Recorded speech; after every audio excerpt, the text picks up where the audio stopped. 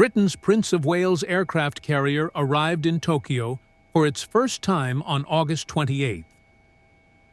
The state-of-the-art vessel of the Royal Navy is about 280 meters long, with a displacement of approximately 65,000 tons.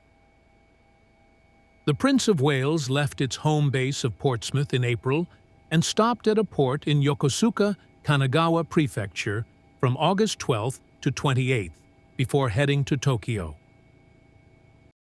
プリンス・オブ・ウェールズが戦闘機やヘリコプターを搭載し、東京湾を航行しています。こちらに見えるのが海ほたる。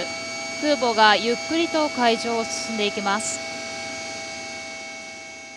This is the second time for a carrier strike group from the United Kingdom to dock in Japan, following the Queen Elizabeth in 2021 and its first time in Tokyo. The visit is part of defense cooperation between Japan and Britain.